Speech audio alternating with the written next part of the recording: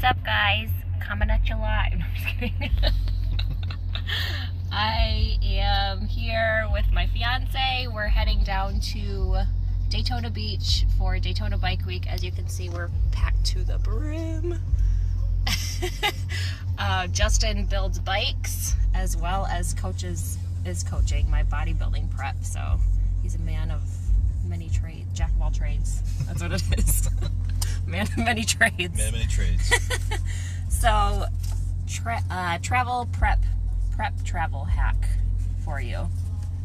You can keep it super simple, super inexpensive by going to, if you stay at a hotel like a Best Western or a Comfort Inn, they normally have a, continental breakfast. Continental breakfast. I got eggs. They had hard-boiled eggs. Normally they have those. I took all the yolks out. I have like 6 egg whites in here. So I did my egg whites, and then I got 3 little cutie oranges for my carbs and for a little vitamin C, because this guy's been feeling a little tickle in his throat. Not good, people. He's got his bagel. We got the bike in the back. You can't see shit because we are loaded the fuck down. But Justin's got a 2019 Road King that he built himself. We'll probably take lots of videos of it while we're there. Videos and photos, and show you all things Daytona Bike Week. So we will see you guys when we get there. So this is where we stayed last night. Great view. In the middle of WV. Egypt. West V. West Virginia has a lot of cemeteries, we're learning. Right up in the mountains. Yeah, that's good. Let's go. It's a perfect one.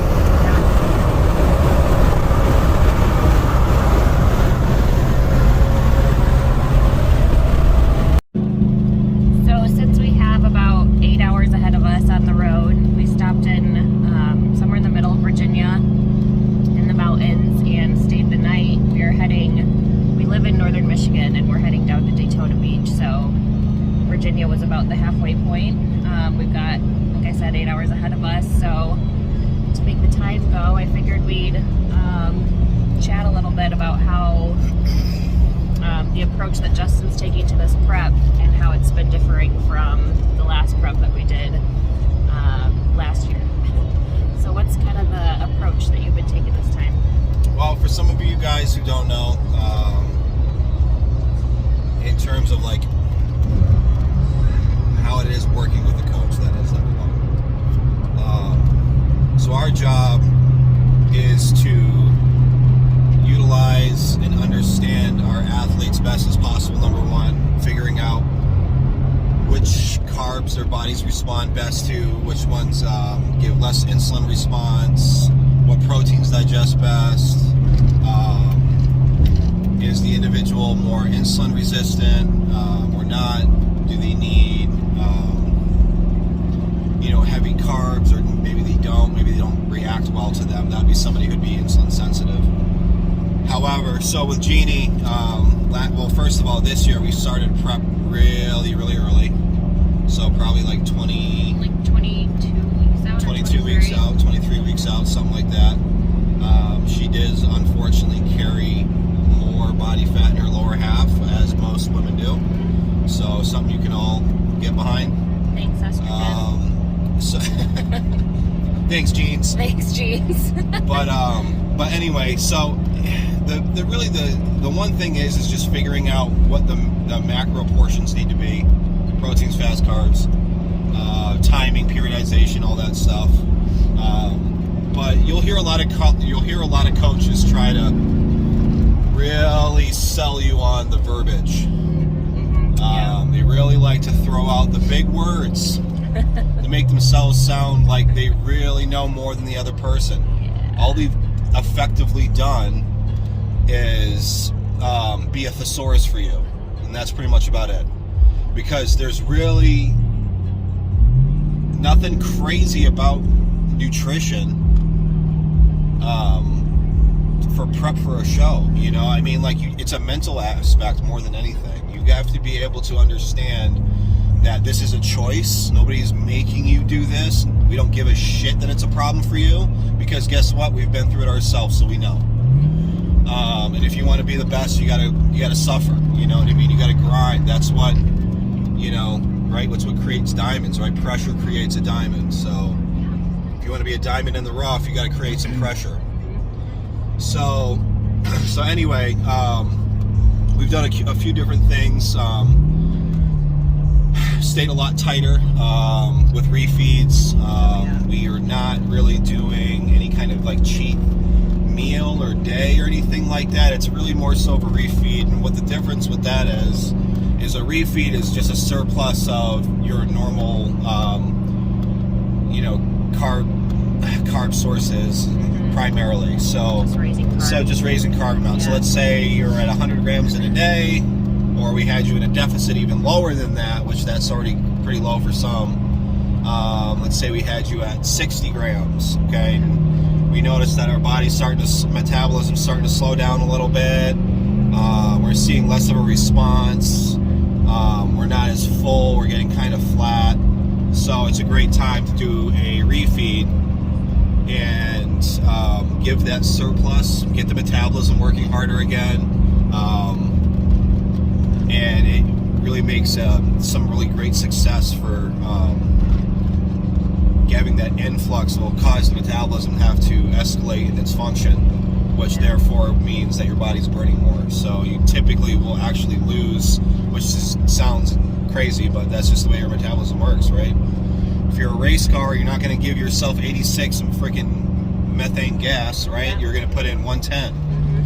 So same thing for your body with the nutrition that we provide ourselves.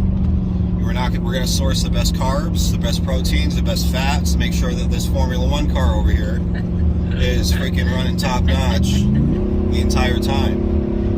Well, that's a big reason too that why after refeeds or after cheat meals even you're so hungry the next day, because your metabolism's just it's ramped up. It's like working double time. You know, we've consistently stayed on this program now this entire time, and you know, your body becomes used to this certain normality essentially of all of our factorization numbers, so macro numbers. Yeah. But and then that's when we have to start manipulating, you know. But it doesn't have to be big changes, you know. You don't have to make drastic cuts. You just have to understand your athlete and what really gets them best, you know. And for all coaches with anybody that's new, you know, it's a learning curve. We don't know you yet. We don't have any idea that, you know, red skin potatoes make you extremely, you know, hold a shit ton of water or something, you know. We don't know these little nuances until we get to work with you for like 3 months to 6 months. Yeah, at least.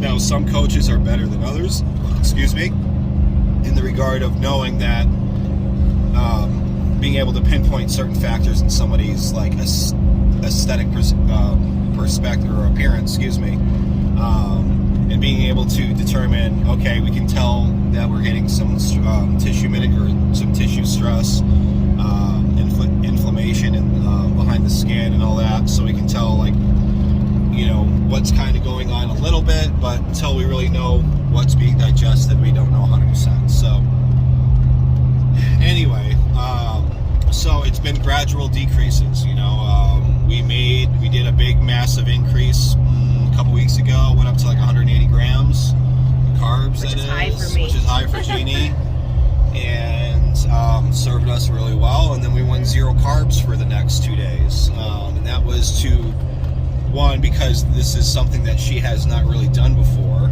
We wanted to make sure that we didn't get any kind of negative response. So being that that's in a pretty good 100 gram surplus of where she was at, we were able to utilize those carbs and shuttle them to where they needed to be for the next 2 days. And then come around, next check-in, bam, lo and behold, guess what? We're right where we want to be. Dropped pretty significantly. Right. So really the really big takeaway is, you know, our job is to facilitate and to be able to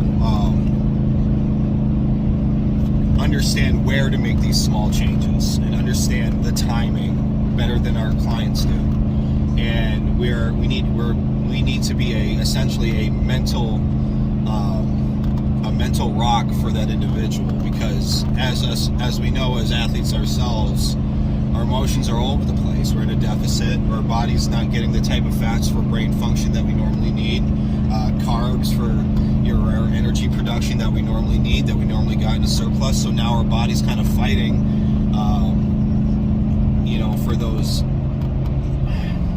for those types of micro and macronutrients. So therefore we see a emotional change, right? So it's our jobs to kind of make sure that we're the Windex to the foggy mirror. Well, and carbs are a fuel source, and they also fuel your brain. So when you're limiting your brain of carbs, you're limiting the I'm carbs on low carbs. See, she's on low carbs. You know, that's what happens. You're limiting the fuel to your brain, so you don't think as clearly. You don't call it cognitive function declines. Brain for no reason. Yeah.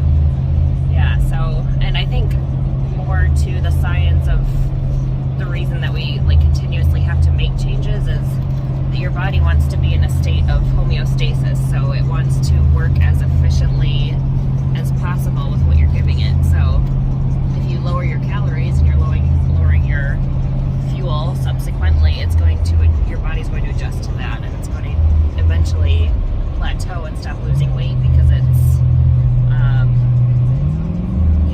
it's striving to reach that state of homeostasis. So then once it kind of gets used to everything, then you have to make another drop, and we just passed a cop. And yeah, sorry. Got a little nervous. Just naturally got nervous. We're always speeding, sorry. Lead foot. Natural reaction. So yeah, that's why we are constantly changing things, and or not constantly, I should say, but as needed. As needed, yeah. But it's a constant change. Right, yeah, but it is constantly changing.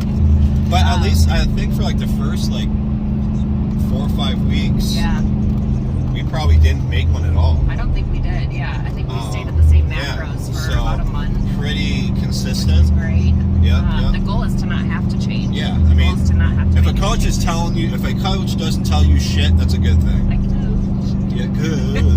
We're in Virginia. No, if your coach is not telling you anything in terms of updates, if you need to change anything, periodization, numbers, or cardio or whatever, so many different tools in the fucking tool bag. Yeah.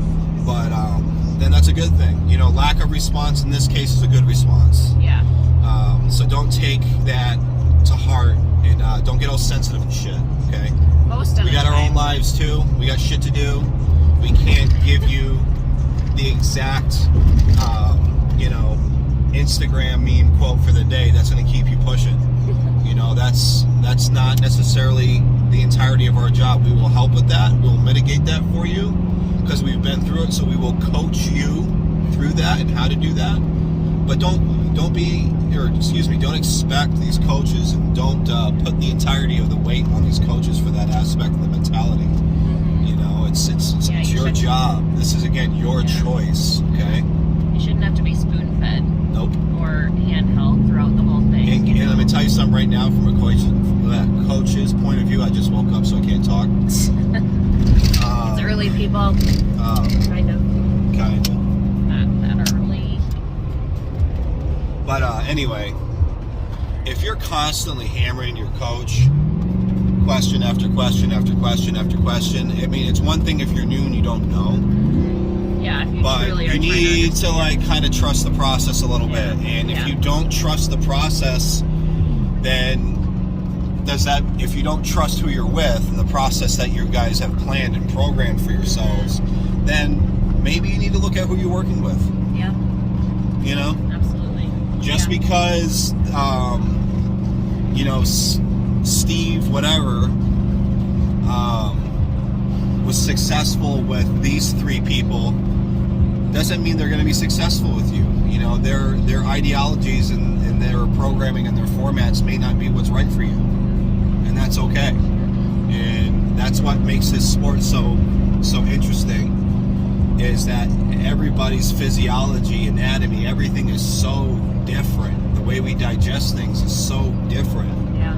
That, you know, some of the things just don't work with other people when scientifically they technically should, but they just don't. So, you know, it's a lot of chess, not checkers, right? So Yeah, a lot of trial and error. A lot of trial and error. That's why it is, like he was saying before, so important to work with a coach for a good amount of time, like maybe even half a year for them. I mean, if you're an athlete, you're a serious athlete, that is, and you're trying to go somewhere with competing, then you should have a coach all year round. Yeah. But it's not affordable for some people, so that's also understandable. So, but save some money, do yourself a favor and a big one, and hire a coach to prep. Because we get shrouded by our own insecurities. Our self-image. Right, Yeah. Everything, you know. Yeah. Body dysmorphia is real. Right. It's a real thing, especially in prep. Oh, yeah. And, you know, like having someone else behind that steering wheel for you, Yeah. you know, becomes a very pivotal tool for you to have. Yeah. You know. Yeah. Exactly. Justin had a coach, or has a coach when he preps himself, so coaches have coaches, you know, because Yeah, coaches got coaches. coaches have coaches. Pros have, or pro athletes have other pro coaches, you know what I mean? This is a very normal thing, you know? And, it doesn't mean that you don't know what you're doing. It just means that you give a shit enough about what you're doing to excel yourself, to have to hire somebody to know that knows that much more, or just to keep that better eye. Exactly. Yeah, like we were saying, your image of yourself gets shrouded in prep, and you think you look worse than you do, or vice versa. Sometimes you think you look leaner than you actually are, and so just having that second opinion and that kind of supervising eye is extremely important. But that's crazy. For that. Yeah, exactly. Super important.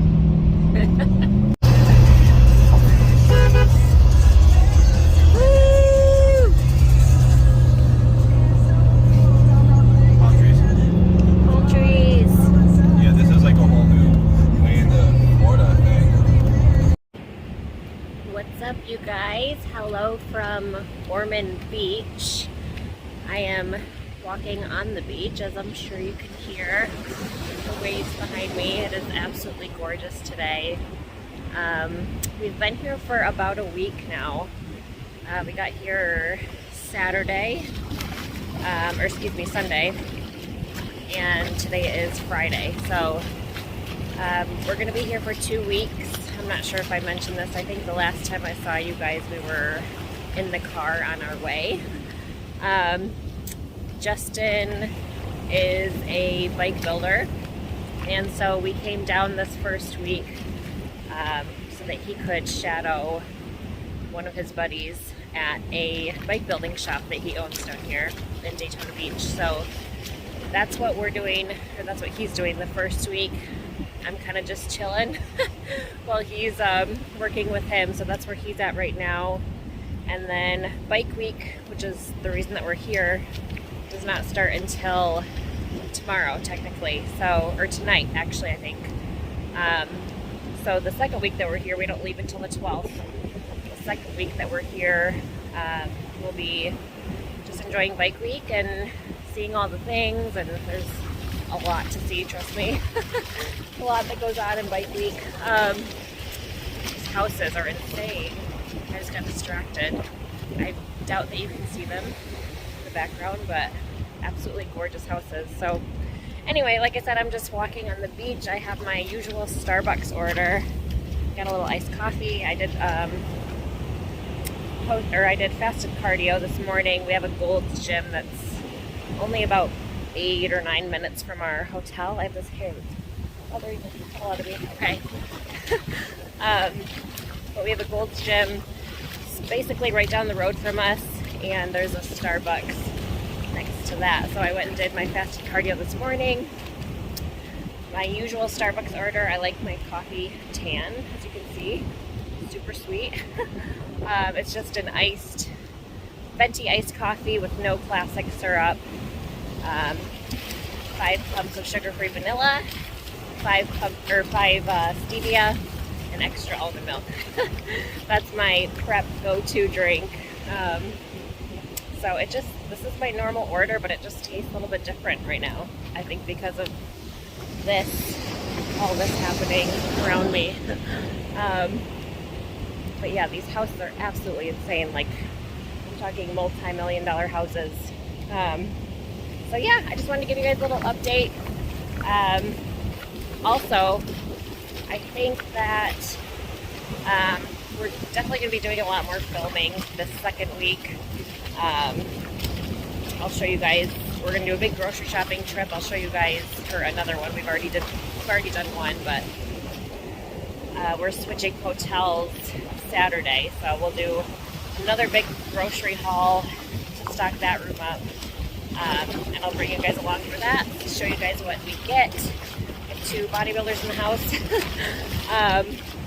And yeah, I'll just take you along through our little daily activities and show you what Bike Week's all about. And I will see you guys in the next clip.